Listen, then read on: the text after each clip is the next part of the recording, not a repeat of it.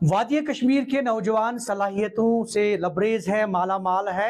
हमारे साथ एक बार फिर मुनीब भट्ट, जंगलपुरा कुलगाम से ताल्लुक़ रखने वाला नौजवान, इथिकल हैकर।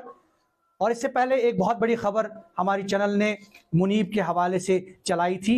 ये इथिकल हैकर है और साइबर सिक्योरिटी रिसर्चर है। और इस बार खबर जो है एप्पल के हवाले से नहीं है, बल्कि नासा के हवाले से है। National aeronautics and space administration की वेबसाइट के ऊपर इन्होंने रिसर्च किया और देखा कि किस तरह से डाटा लीक हो रहा है। और इससे पहले एप्पल की जो कंपनी है, यूएस की कंपनी, उन्होंने हॉल ऑफ फेम में जगह दी इनको, और एक बार फिर नासा ने भी इन्हें हॉल ऑफ फेम में जगह दी। इनसे जानने की कोशिश करेंगे कि ये सफर इनका कैसे तय हुआ। नासा के हवाले से इनका रिसर्च जो है उस हवाले से बात करेंगे। मुनीब, मुबारकबाद हमारी तरफ से। एक बार फिर आप हॉल ऑफ फेम में आए, तो नासा के अंदर कैसे घुस गए आप और वहां से क्या आपने पाया? जी सर, सबसे पहले आपका शुक्रिया। तो जी सर, मैंने जो है नासा पे रिसर्च शुरू की थी सर 2-3 महीने पहले। तो उस पे जो उन्होंने जो उनका प्रोग्राम था अपना, तो वहाँ पे मैंने वो जो है देखा उनका प्रोग्राम क्या है, तो उस पे मैंने जो है टेस्ट करना शुरू किया। तो उसके बाद जब मैं उन पे टेस्ट कर रहा था, तो वहाँ में जब मैं डीप में गया तो मुझे वल्नरेबिलिटीज़ कुछ मिली, जो कि नासा की जो कि इंटरनल कॉन्फिडेंशियल प्राइवेट डेटा था वो लीक हो रहा था पब्लिकली।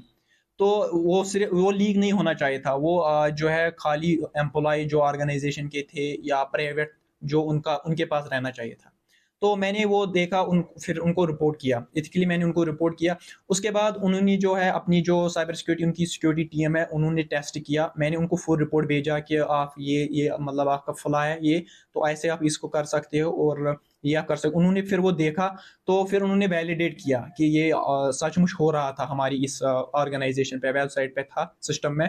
तो उसके बाद उन्होंने जो है ये एक्नॉलेज किया और मुझे हॉल ऑफ फेम में मेंशन किया। मुनीब, इससे पहले भी हमने बात की थी। जो हमारी वेबसाइट्स हैं, ये तो अमेरिकन बेस्ड जो हैं बड़ी ऑर्गेनाइजेशंस हैं। एप्पल की बात करें, हम नासा की बात करें, तो आप समझते हैं कि लूप होल्स हैं और कहीं पे भी बंदा जो है साइबर सिक्योरिटी के हवाले से जो है लूप होल्स हमारे सामने आते हैं? जी सर, बिल्कुल सर। देखिए सर, मैंने इससे भी पहले आपको बोला है कि 100% सिक्योर कोई भी चीज़ नहीं है। जिस वक़्त आप नेटवर्क में आते हो, ऑनलाइन आते हो, तो आप वल्नरेबल हो जाते हो। देखिए, कोई भी बड़ी ऑर्गेनाइज़ेशन क्यों ना हो, उनमें वल्नरेबिलिटी लूपहोल होते हैं। चाहे कितनी भी उन्होंने फिक्स किया हो, जैसे कि मैंने वो रिपोर्ट किया फिक्स, उसके बाद भी उनमें अभी भी वल्नरेबिलिटी निकल रही है। देखिए, अभी जैसे कोड उन्होंने डेवलप किया था वेबसाइट को, अभी और एक चीज़ कोई इम्प्लीमेंट उन्होंने फंक्शन की, तो जैसे वो कोड किया, तो उसमें जो है लूपहोल रह जाता है। तो ये ना 100% सिक्योर नहीं हो सकती है, कोई भी चीज़। अच्छा, साइबर सिक्योरिटी की हम बात कर रहे हैं, स्पेशली इथिकल हैकर्स की। तो आप जैसे नौजवान जो हैं सलाहियतों से लबरेज हैं, माला माल हैं, तो आप समझते हैं कि गवर्नमेंट स्पेशली ऐसी ऑर्गेनाइजेशंस को सामने आना चाहिए, रिकमेंड करना चाहिए, ताकि ज़्यादा से ज़्यादा जो उनकी वेबसाइट्स हैं वो सिक्योर हो जाएं? जी सर, बिल्कुल। देखिए, आपने जो ये बात की है ये 100% जो है करेक्ट है। जो ऑर्गेनाइज़ेशन होती है, यहाँ की मैं बात करूँगा, अगर इंडिया की हम देखेंगे या कश्मीर की, यहाँ पे रिस्पांसिबल डिस्क्लोज़र प्रोग्राम नहीं है साइट्स का। और अगर उनके अपनी सिक्योरिटी टीम्स है, लेकिन उनको चाहिए कि इसके अलावा भी वो ना प्रोग्राम अपना जो है होस्ट करे, भले कि वो पैसे ना दे किसी को, खाली एक्नॉलेज करे, तो उनसे क्या हो सकता है, उनकी जो वेबसाइट है, उनकी सिक्योरिटी जो है और ज़्यादा इम्प्रूव हो सकती है। अच्छा, और एक सवाल मैं आपसे पूछना चाहता हूं कि आजकल साइबर सिक्योरिटी के हवाले से काफ़ी चीज़ें सामने आ रही हैं, तो आपको लगता है कि अपडेट किया जाना चाहिए, स्पेशली फाइनेंस से रिलेटेड या जराइम से रिलेटेड? तो वो ऑर्गेनाइजेशन अपने वेबसाइट्स को भी जो है अपडेट उनको करने की ज़रूरत है? जी सर, बिल्कुल। जैसे कि मैंने आपको बोला कि हर ऑर्गेनाइज़ेशन को चाहे कि वो एक प्रोग्राम अपना होस्ट करे, जहाँ पे वो एथिकली हैकर्स को इनवाइट कर सके कि आप यहाँ पे टेस्ट, अगर हर किसी को नहीं कर, लेकिन वो इतना कर सकते हैं, चाहे इंडिया के हो या कश्मीर के हो, कोई भी साइबर सिक्योरिटी रिसर्चर हो, उनको इनवाइट करे कि आप यहाँ पे टेस्ट करो हमारे मतलब अंडर रह के। तो हाँ, उनसे जो है काफ़ी ज़्यादा ये जो है ना इम्प्रूव हो सकती है उनकी सिक्योरिटी। इससे हटकर एक सवाल कि आपने पहले भी कहा कि जब आपने पढ़ना शुरू किया तो पढ़ाई लिखाई में उतना आप दिलचस्पी नहीं रखते थे, तो ये कैसे आपको दिमाग में सूझी कि नहीं जी, जो है इथिकल हैकिंग या प्रोग्रामिंग, ये कैसे सूझी आपको? जी सर, बिल्कुल। और ऊपर से आपकी क्वालिफिकेशन वगैरह, because you are undergraduate right now, और वो भी शायद इग्नू के थ्रू आप कर रहे हैं। जी सर, बिल्कुल। मैंने आपको बताया कि मैं जो है ना 5th स्टैंडर्ड से काफ़ी मुझे शौक था कंप्यूटर्स में। जब मैंने कंप्यूटर पहले देखा, यहाँ पे जो शॉप्स होती थी उनके पास कंप्यूटर होता था, तो मैं काफ़ी उनमें इंटरेस्टेड था। तो गैजेट्स वैजेट्स फिर मैंने अपना लाया, और मुझे जो है ना शौक ऐसे आया, और मैं मूवीज़ देखी थी कुछ हैकिंग के रिलेटेड, तो वहाँ पे कुछ हैकिंग वैकिंग, जो उससे मुझे ज़्यादा इंटरेस्ट आया। उसके बाद मैं हैकिंग करता था, जैसे कि यहाँ पे वाईफाई, सोशल मीडिया अकाउंट्स में अपने फ्रेंड्स के हैक करता था उस वक़्त। लेकिन फिर मुझे लगा कि ये इल्लीगल है, और कुछ ऐसी चीज़ें भी होती है, मुझे लगा कि जैसे कि ऑर्गेनाइजेशन होती है, ये सिक्योरिटी रिसर्चर्स को जो है इनवाइट करते हैं कि आप यहाँ पे जो है लीगली आप जो है हैक करो, और हम इसके बदले आपको रिवार्ड देंगे। तो ये ऐसे मेरा ये जो है ना स्टार्ट हो गया, तो फिर मैंने इन पे जो है काम करना शुरू किया। मुनीब, आपको लगता है कि जैसे एआई, आर्टिफिशियल इंटेलिजेंस, और उसके साथ साथ जैसे साइबर रिसर्च, सिक्योरिटी वगैरह के हवाले से जब हम बात करते हैं, तो आपको लगता है कि आने वाले वक्त में इसका एक अच्छा फ्यूचर है, और हमारे नौजवानों को जो है रिकमेंडेशन की ज़रूरत है या आगे बढ़ने की ज़रूरत है? जी सर, बिल्कुल। देखिए, आने वाले समय में अगर मैं बोलूँगा आपको, विदिन 5 इयर्स इसकी जो है ना काफ़ी ज़्यादा वो डिमांड, जी, स्कोप भी डिमांड्स है। है। जैसे कि मैं आपको बोल रहा हूँ, चाहे साइबर सिक्योरिटी हो गई, मशीन लर्निंग हो गई, एआई हो गई, ब्लॉकचेन डेवलपमेंट हो गया, कंप्यूटर में बहुत ज़्यादा स्कोप है आने वाले समय, क्योंकि अभी जो है ये सारा जो है आप देख सकते हो डिजिटली सारा कुछ हो रहा है। आजकल कोई अपने पैसे जेब में नहीं रखता है, फ़ोन में सबके पास है।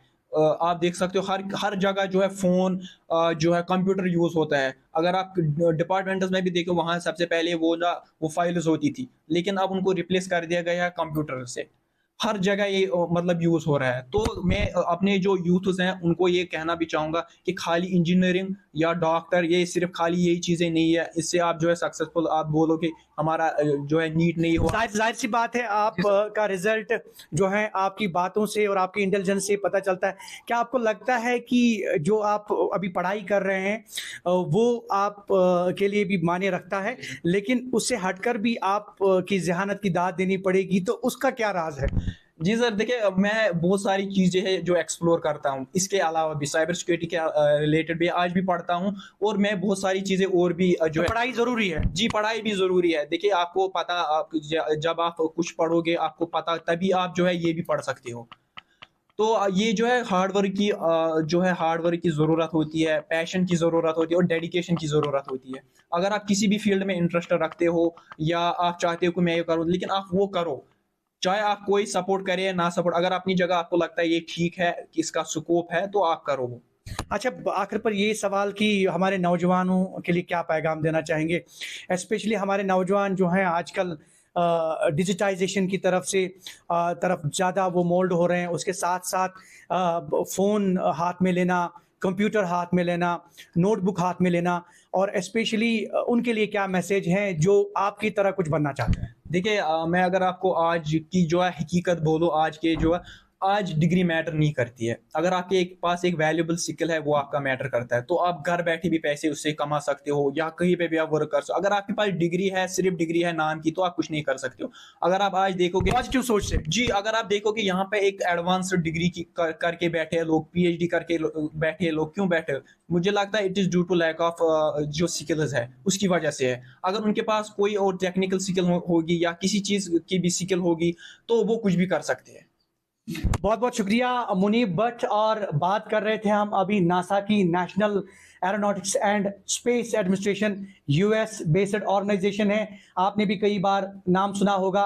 खला में बहुत बार सैटेलाइट्स भेजते हैं, अपने साइंसदान भेजते हैं, और इन्होंने जाके उनकी वेबसाइट पे ऐसा रिसर्च किया कि इन्होंने बताया कि वहाँ पे भी लूप होल्स हैं, कुछ उनका डाटा लीक हो रहा है जिसको रेक्टिफाई करने की ज़रूरत है, और उसी वजह से इन्हें हॉल ऑफ फेम में जगह मिली। इससे पहले भी इन्हें एप्पल, जो बहुत बड़ी कंपनी है, आपको भी पता है, जो आप आईफोन यूज़ करते हैं, एप्पल के द्वारा भी इन्हें हॉल ऑफ फेम में जगह मिली। कुल मिलाकर ऐसे नौजवानों की पजीराई जो है वो करनी चाहिए, इनकी सताइश दाद देनी चाहिए कि ऐसे नौजवान जो हैं हमारी वादी कश्मीर में बिल्कुल अभी भी मौजूद हैं और कुछ पॉजिटिव सोचना चाहते हैं। और जैसे कि मुनीब ने कहा कि आजकल डिग्रियां मैटर नहीं करती हैं, आजकल स्किल मैटर करता है। हमारे नौजवानों को आगे आना चाहिए और स्किल के जरिए अपना रोजगार कमाना चाहिए। ज़हूर रिजवी, न्यूज़ 18 नेटवर्क, संगलपुरा कुलगाम।